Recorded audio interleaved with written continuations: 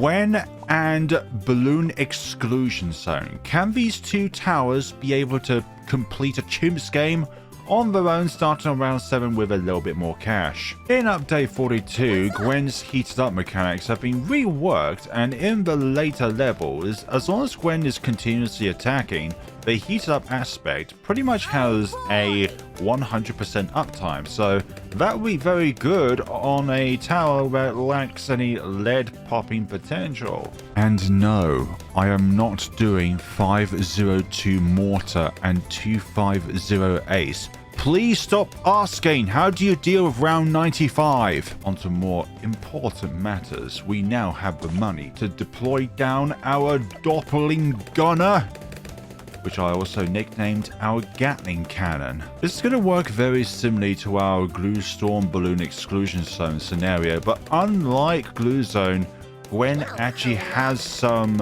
offensive capabilities. I like to put the cursor in the center of this little square here because of the fact that the cocktail fire can actually affect everything around this little square here. Not sure about the 4 corners, but definitely along here, along here, along here, along here. See, this heats up. It is enabling our Dartling Gunner, almost called a Gatling Cannon there, to be able to pop lead balloons. From what I can tell, only rounds 95 and round 98 are going to be big hurdles. Round 95, believe it or not, is not down to the DETs, but it's actually down to the camo purples. And it's not to do with a Gwen scenario, because by round 95, we'll be able to get level 16 Gwen and actually level 20. But it's actually the camo leads which could give us some issues because they block our Bloon Exclusion Zone shots. Powerful darts. We've got everything else, by the way. Yeah, powerful darts really helps on this round because of the fact that we do lack Pierce on our Dartling Gunner. Round 28, with a heated up, the Dartling Gunner is able to pop lead balloons, but it has a limited duration. More lead balloons. Gwen, I'm going to have to rely on you to pop those. And there they go. Remember, at 10,000 subscribers, you will witness me suffer through the incredible torment that is base mortar 2 mega pops. Please be sure to click that subscribe button to be notified of when you'll be able to see that either in video form or, if I'm insane enough, in a live stream form. How about a buck shower? Also, unless you're a tank of some sorts, Gatling cannons are OP. Like if you get that. Round 40, cocktail of fire down there for some initial damage, but some continuous damage here and there. Here we have the balloon area denial system, also known as BADS, but usually you wouldn't really ever call it that because BAD is usually for a big behemoth that spawns on round 100, or if you're playing alternate balloon rounds, then round 99. If you didn't know about Gwen, Gwen's abilities can hit camo balloons, but Gwen's default attacks, unless she has camo detection, then she cannot hit camo balloons whatsoever. And using either or both Cocktail of Fire and Firestorm in round 95 is going to determine if we can actually give her those rounds or not, because it's not the purples which are the issue, it's the leads which are intermingling with the camo purples, because they then block the attack of the Bloon Exclusion Zone when it gets to that point. More lead balloons, more fuel for the fire. I think I've got the early stages of a cold along the way. I have tested myself for Boris 19 and I've not yet got it, but I just fingers crossed if I get myself tested again and it's negative, and I'm just going to confirm that it's negative. Because really, it's too rare of a coincidence for there to be 2 false negative tests. It's possible, but I feel like it's just within the realms of impossibility. Round 59 is very interesting because we have camo leads. Now, as long as we have heated up, we can pop the leads, but obviously we can't, so we're going to just put down a cocktail fire to deal with the rest, sorry. No, we should not be scared, Gwendolyn. Harder Gwen. Pretty cool skin, by the way, Harley Gwen. Congratulations, purples. You think you can get past Gwendolyn? Well, behind Gwendolyn is an array of different, or not different weaponry, array of different turrets with the same weaponry to chew you down. Fortified Moabs, keep going down, please. Thank you. Now round 63. Great. We do have Gwen's abilities, which we can perfectly time out. The second lot of ceramics we can burn with a firestorm. And the third lot we can use another cocktail of fire to deal with those as well. Gwen's abilities are perfectly timed for round 63. As long as you use cocktail of fire first. Double BFB? Nah, I'm not even concerned about you. We have Gwen on last, so we can fully utilize her Pierce. Fortified lead, still not an issue for us. It may take another hit from Gwendolyn's flamethrower to pop them, but with a combination of the flamethrower and heated up periodically, I think we should be okay against them. Again, very similar to Gluestorm, being able to provide the means for our Bloon Exclusion Zone to be able to pop lead balloons, but it's a little less reliable with the heat up aspect, but Gwendolyn does make up for it because of the fact that, well, Gwendolyn is also very offensive. I don't even know why I said it like that, for goodness sakes. Just say the word, Flare Balloons. Predictions for update 43 whenever it comes out. Number 1, we're going to get the Jetpack Hero. Hopefully it doesn't break 2TC again like Corvus, Geraldo, and Soda has done in the past. But also number 2, I am anticipating another Sky Shredder price nerf. Again, let's see what else. There's going to be a Moab Glue, Relentless Glue, and Super Glue bug where they are able to affect bads and boss balloons. Now that would be a stupidly broken bug, but I think people will exploit on the first boss event. Round 76, just burn them all. One of the only times where Firestorm really saves your bacon, even though there is no pork on the screen to begin with. Round 77 is going to be the birthplace of the Bloon Exclusion Zone from the BADS. And with that, we have completed our upgrades, but we are not quite complete with our money here because we can still level Gwendolyn up using money. But should we do that though? To just have as much cash as possible, or just spend our money on leveling up Gwendolyn as fast as possible?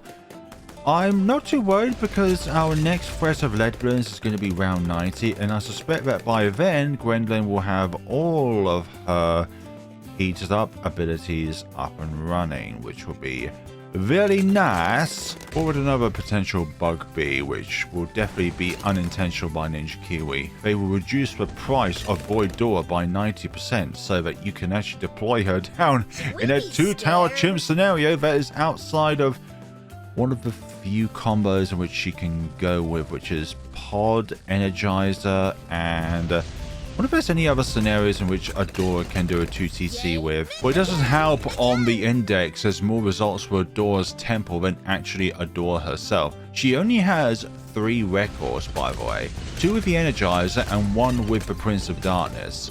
Energizer on Logs and Resort, along with Prince of Darkness on Logs as well. So yeah, Adora is a pretty poor 2TC tower. Azili has more, but because of the fact that Azili has more utility. Even Gwendolyn has more utility than Adora. And DPS-wise, Adora has far more, but it's just the fact that her lack of camera detection makes Adora a very, very weak tower. You need something that can decamoufy balloons. I'm looking at you. I'm looking at you, 2 towers which have already paired with her being Energizer and Prince of Darkness. Don't worry, ZMGs, I shall spare you the pain of existing with our Exclusion Zone balloon and our fire of cocktail with a storm fire. Same with you 4. There is no way in which you 4 can coexist alongside us 2 here. Okay, level 16 Gwendolyn, now that we've got it, which means that purple balloons are no longer a issue whatsoever. We can pop down those cocktail fires and they will not be completely removed by the presence of a purple balloon. More predictions for Jetpack Hero. Jetpack Hero will be so strong it can 1TC on the day of its release. Jetpack Hero is so strong that you don't even need to look at the screen to be able to complete a Chimps game. Even on a normal scenario on, let's say, Glacial Trail, because Jetpack Hero can fly, Jetpack Hero is able to go to a surface level which makes it extremely immune to the Arctic effects. Jetpack Hero is so renowned that they named a bridge after Jetpack Hero, but then realized that it's a stupid idea because you can't name a bridge after Jetpack Hero because nobody would ever dare cross Jetpack Hero. Like emotionally, like when you cross somebody, it's like you're confronting them, and nobody would dare confront him. Let's see, Jetpack Hero is just going to make Corvus laugh, honestly, when it comes to power, because of the fact that Corvus, in his prime days, is not able to compare with Jetpack Hero. Jetpack Hero is so powerful that all the water is consumed on a map, and Jetpack Hero is able to use that power in order to benefit its own powers. Also, by the way, Jetpack Hero has 15 different guns in which it can equip, and all of them have the normal damage type. Jetpack Hero is so powerful that it makes Geraldo question or not whether his merchandise is even needed on the battlefield. Jetpack Hero is so good that DDTs just go backwards. Jetpack Hero is so powerful that the ceramics inside Moabs will seize up and then they will slow down, and they essentially have the cripple Moab status where they take more damage and they are just frozen in place just by the presence of Jetpack Hero. Jetpack Hero is so powerful that Paragons bow down before it. Jetpack Hero is so powerful that the VTSG prays to Jetpack Hero, because VTSG wants those jetpacks. Let's see now, what other stupid predictions can we come up with? Jetpack Hero is so powerful it enables other heroes to be deployed on the track on a normal game of Chimps outside of modding. Also, that's a bug, by the way. Jetpack Hero is so powerful that round 98 is completely obliterated. Like, it just doesn't exist. It skips from round 97 to round 99, but you get all the money from round 98. Jetpack Hero is so powerful that, I don't know what now. It enables the biggest one to be able to do camo damage and damage to DDTs and all that jazz. Jetpack Hero is so powerful, I completely forgot what I was doing. Jetpack Hero is so powerful, it turns rubber into wine. And obviously that is not a Jesus reference, for goodness sakes. Jetpack Hero is so powerful that it makes fortified super ceramics look like a red balloon. Believe it or not, Jetpack Hero is so powerful that it makes yellow balloons quiver. Jetpack Hero is Mecha Chuck Norris. Jetpack Hero just makes every single other tower look so irrelevant on the board. Jetpack Hero makes fortified DDTs, which they don't even exist. And we have the round cleared up. That is the power of Heated Up. And now the bad. Jetpack Hero is so powerful, it's able to stun bads. Like, just straight up stun bads. I should have used that Firestorm later on, actually. Just think about it now, but I think we're good. I think the amount of times we can use Heat Up will be brilliant. And that is that. And I have the Bloon Exclusion Zone on normal as well. So, besides one hiccup in round 98, that was a really good scenario. Jetpack Hero is so powerful that this would just be 1. Jetpack Hero is so powerful because you haven't even placed it down, because it flies in the air, it will be towers placed down 0. Jetpack Hero is so powerful that it makes Glacial Trail look like a volcanic wasteland, because he's just so hot. Or they are so hot, we don't even know their gender yet, actually. What's up? Let's see, Gwen at 250, well, just round about 255,000 pops. And our beloved Bloon Exclusion Zone at 1,787,730. There's lots of 7s here, for goodness sakes. Jetpack Hero is so powerful that they are able to do an all pops on day 1. Let me know of your other Jetpack Hero memes down in the comment sections below, and let me know what you think about this video also down in the comment sections below. And yeah, we have a surprise collection event going on here, which I try to get a particular Dartling Gunner, which you may be able to tell from my view collection here, but I was not able to get it because, well, there's a very rare chance in which you'll be able to get it from a tier 2 crate. Isn't it just fun when you have one particular crosspath in which you need, and the game never provides it to you? The fun of collection events, getting that one particular crosspath that the game never gives you. Thank you all so much for watching. Also, Jetpack Hero is so strong that you're able to manually select which upgrade you want to get as an insta collection tower, for goodness sakes. And that can be at any level. So like you could be on this level and you can get like a 502 TSG for example. The Jetpack Hero is so powerful that you can only select Jetpack Hero. Thank you all so much for watching and take care of yourselves, everybody.